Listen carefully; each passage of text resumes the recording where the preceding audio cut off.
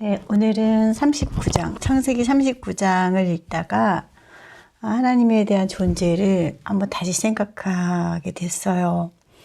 그 요셉이 그 등살 같은 형들에게 팔려가지고 이스마엘 사람들한테 팔았죠. 그래서 팔려가게 됐는데 그래서 라헬도 그 등살 같은 그 형제들 이복 자식들 때문에 그 어떤 느낌이 안 좋았을 것 같아요. 그리고 또 시어머니가 첫째 리아의 자손들을 자기들의 어떤 정통 자손이라고 여겨주고, 아무튼 간에 그런 속에서 굉장히 그 어떤 뭐라 할까 좀 불편함들이 많았을 것 같아요. 그리고 시기 질투도 많았겠을 거고 많이 힘들었을 것 같아요. 라헬이 그런 가운데에서 여행도 잦게 하고 그러다 보니 쉽게 피로해지고 거기 밖에서 막 여행을 하다가 아기를 낳았어요. 그래서 그러다 죽었는데, 죽고 나니까 아버지가 너무 이 요셉이 불쌍한 거예요. 그러다 보니까 요셉에게 또 채색 옷도 입혀주고, 형들이 이렇게 좀 못 살게 구는 것 같으니까 거기서부터 보호해주고 싶어서 더 이제 세워주고 싶어서 요셉을 더 편애를 했던 것 같아요. 편애를 하려고 해서 했다기보다 좀 측은하잖아요. 엄마도 없이. 그리고 형들의 등살, 못 이기는 그 아들을 보면서 안타까움을 금할 수 없어서 그렇게 사랑을 해 주었는데, 보디발의 집에 팔려가게 됐어요. 이제 아버지한테는 이 형들이 거짓말을 하고 죽었다고 그러면서 거짓말을 하고서 이제 팔려가게 됐는데, 이제 그렇게 팔려가가지고 이제 요셉이 보디발의 집에 팔려갔는데, 이 여호와께서 요셉과 함께 하심으로, 함께 한다라는 게 참 이게 중요한 단어 같아요. 함께 한다. 함께 하셨기 때문에 그 집에 복을 주어서 그가 형통한 자가 됐다 그랬어요. 39장 3절에 이렇게 써 있고, 5절에는 여호와께서 요셉을 위한다는 말은 또 함께 한다는 말도, 이 아버지가 요셉을 위해서 채색옷을 지어준 것처럼 이 여호와께서도 그렇게 위해 주었어요. 요셉을 위해서 그 애굽 사람의 집에 복을 내리심으로, 복이 그 집과 집뿐만 아니라 밭에 있는 모든 소유에 임하니라. 그러고 보니까 이 농사 지은 것까지 다 축복을 하셨다는 거예요. 그래서 이 요셉이 들어옴으로 인해서 잘 되니까 주인이 요셉에게 어떻게 해요? 모든 걸 다 맡기는 거예요. 뭐 돈도 다 맡기고 그랬어요. 그렇게 하기 쉽지 않죠. 너무 정직했던 거죠. 요셉이 정말 정확하고, 사실 꿈을 꿨더라도 자기가 살아남기 위해서 요셉이 예를 들어서 곡식단이 절을 했어도 그 말을 숨긴다거나 또 다르게 말을 해서, 거짓말을 해서 내가 형들의 곡식단에 절을 했어. 그럼 형들이 자기를 좋아할 거 아니에요. 근데 이 요셉은 아직 융통성이 없고 곧대로 이렇게 정직한 아이였던 것 같아요. 그러니까 형들의 곡식단이 나한테 절을 했네, 형들의 별들이 나한테 절을 했어, 이렇게 그냥 곧대로 얘기하는 스타일인 거예요. 그러다 보니까 형들이 더 미워했다고 그랬죠. 그런데 이 요셉이 굉장히 좀 잘생겼나 봐요. 용모가 준수했다고 써있더라고요. 준수하고 아담했다. 그러니까 아주 생각을 해보세요. 주변에 용모가 아담하고 준수하고 잘생긴 총각이 정말 부지런하고 또 정직하고 열심히 집을 잘 똑똑하게 하고, 이렇게 하면은 사람들이 어떻게 해요? 정말 잘생겼네. 하는 것도 참 애가 성실하고 괜찮아. 이러면은 욕심이 들겠죠. 그러다 보니 이 요셉의, 그러니까 보디발의 아내가 이렇게 보니까 괜찮거든요. 그러니까는 밤마다, 날마다 동침하자고 처음에는 눈짓을 했어요. 눈짓을 하고 날마다 동침함을 청한 거예요. 그런데도 요셉이 눈 하나 까딱 안 하고 자기의 일을 보는 거예요. 그러니까는 어느 날 보디발이 그 아내가 동침하자고 눈을 이렇게 막 붙잡고 매달리는 거예요. 그러니까 이 요셉이 자기 겉옷을 벗어 던지고 거기를 빠져나가 버렸어요. 내가 어떻게 하나님 앞에 득죄를 합니까? 이게 그 보디발에게 죄를 짓는 게 아니라 이 요셉은 하나님께 죄를 진다고 생각을 했어요. 거기에서 참 배울 점이 있는 것 같아요. 우리가 남의 아내를 예를 들어서 취했을 때 그것이 그 남편에게 죄를 진 게 아니라는 거예요. 여기서 보면 하나님께 죄를 졌다라고 표현이 돼 있어요. 사실 남편도 하나님께 계속 기도를 할 거 아니에요. 억울하다고. 그렇게 되면 하나님은 판단자이시고 심판자이시기 때문에, 통치자이시기 때문에 판단을 해주셔야 되잖아요. 그러면은 이 하나님께 죄를 득죄하면 어떻게 돼요? 판단자이신 하나님의 판단에 안 되겠다 싶으면 여차없이 벌을 받게 돼 있는 게 인지상정이기 때문에 사람에게 범죄한 것보다 더 무서운 거는 사실은 그 하나님께 범죄함을 회개해야 되는 거예요. 남의 부인, 남의 남편을 이렇게 몰래, 남자는 모를 수 있어요. 그 남자는. 그 여자는 모를 수 있어. 그 부인은. 그러나 하나님은 아신다는 얘기예요. 그렇기 때문에 몰래 이렇게 일을 저지르는 것들은 결국 하나님의 눈에 다 걸린다는 거예요. 그래서 그런 일들을 이 요셉은 하지 않았어요. 그 정도의 성실성이 있는 요셉이기 때문에 하나님께서는 그와 함께 하셨고 그 애굽 사람의 집에까지 복을 내려주는 역사를 보는 거예요. 근데 제가 요셉이라는 건 아니지만 제가 어렸을 때부터 이제 아버지로부터 교훈을 받았는데 정직에 대해서 가훈이 정직이었어요. 왜 정직이었냐? 제가 이제 피아노 치러 가면 사실 피아노 선생님 너무 무섭게 가르쳤어요. 예를 들면 손 모양이 조금이라도 틀리면은 그거를 이제 볼펜으로 탁 찍어요. 틀릴 때마다. 그러면은 찍은 개수만큼 또 가기 전에 몇 차례를 맞아야 돼요. 그리고 바하 인벤션을 다 외워야 돼요. 근데 제가 사실 바하 인벤션을 참 재밌게 외웠어요. 전 바하를 되게 좋아했거든요. 그리고 또 안 알려주셔도 저는 이게 그 모든 소나티네를 듣기만 해도 칠 수 있었어요. 그래서 선생님이 저를 천재적인 피아니스트라고 생각을 하고 저를 양녀로 삼아서 서울로 데려가려고 그랬어요. 왜냐면 그 당시에 그 지방에는 피아노를 자기도 못 가르치겠으니까. 체르니 50번까지 초등학교 체르니 50번을 나갔는데 초등학교 학생인데 체르니 50번을 치니까 이 선생님이 못 가르치는 거예요. 그러다 보니 얘를 데리고 서울을 가야겠다는 생각을 하셨나 봐요. 근데 제가 안 갔죠. 근데 그렇게 마저 되니까 무서워서 이게 레슨을 받다 보면 정전이 돼요. 눈앞이 깜깜해지면서 이 악보가 안 보이는 거예요.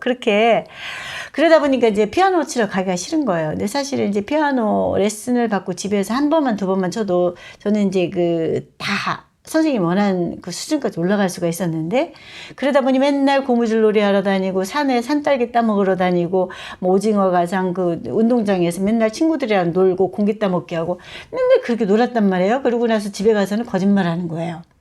피아노 치고 왔다고. 피아노 치기 싫은 거야. 안 하고 싶어. 그랬더니 선생님하고 엄마하고 이 전화통화를 이제 얘기가 됐나 봐요. 얘가 안 온다고.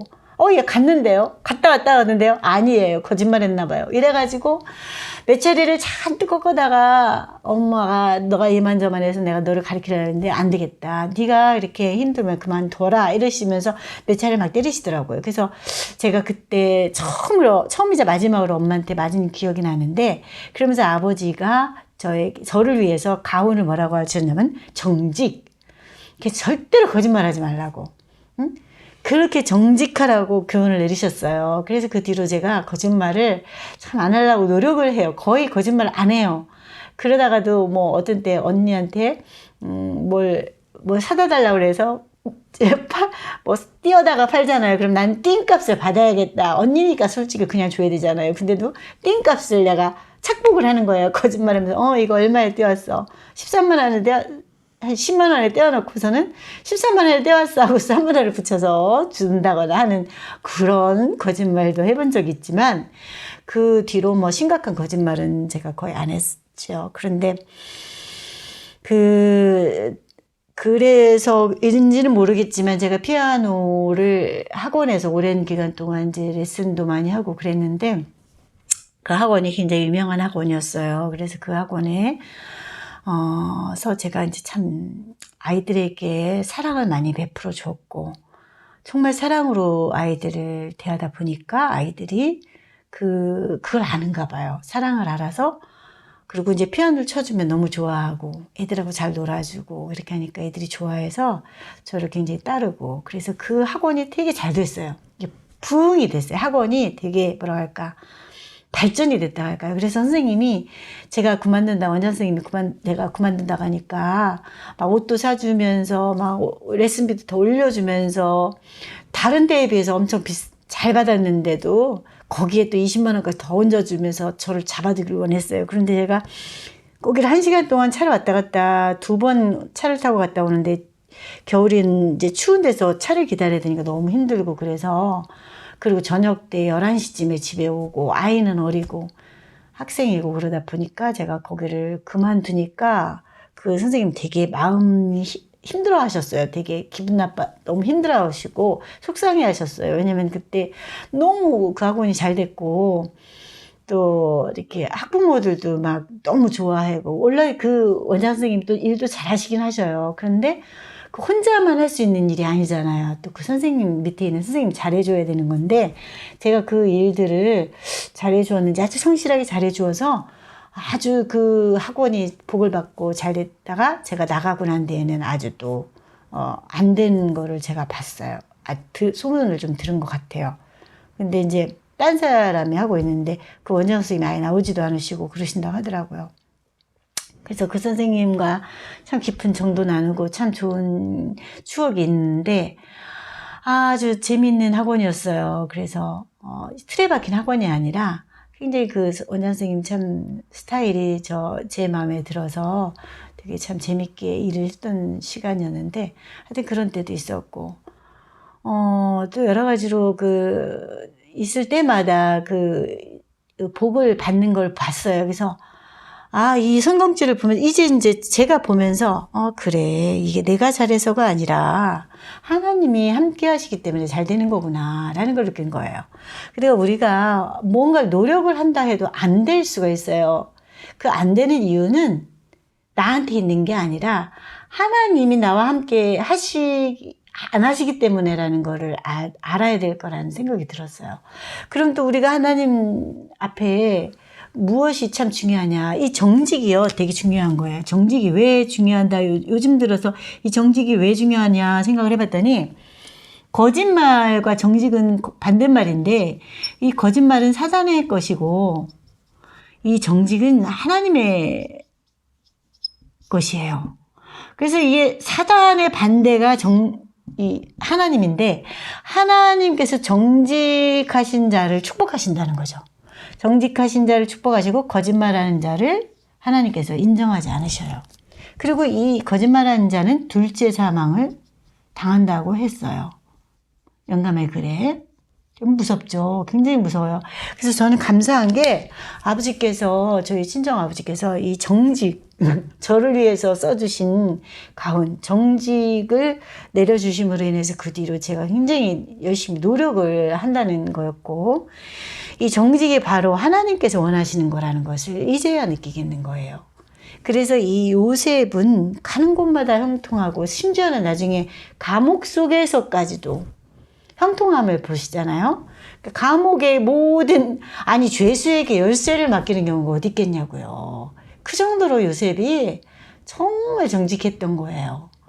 얼마나 정직하면 세상에 감옥을 주이수에게 감옥을 맡기는 일이 있겠어요? 이 보디발도 참 안타까운 건 이런 요셉을 감옥에 이렇게 넣어라 그렇게 한 건데, 혹자는 말하기를 자기 아내가 잘못한 거 알지만 요셉을 믿었지만 신하들과 그 주변 사람들 앞에서 자기의 부인을 하시할 수가 없어서 그랬을 것이다 라는 추측도 있어요. 그래서 내쫓았는데, 아무튼 이 정직, 이 39장에서 볼 것은 정직한 자에게 내리는 축복에 대해서 여기서 이렇게 나와 있어요. 그래서 우리가 어떤 일이 있어도 참 정직해야겠다라는 생각.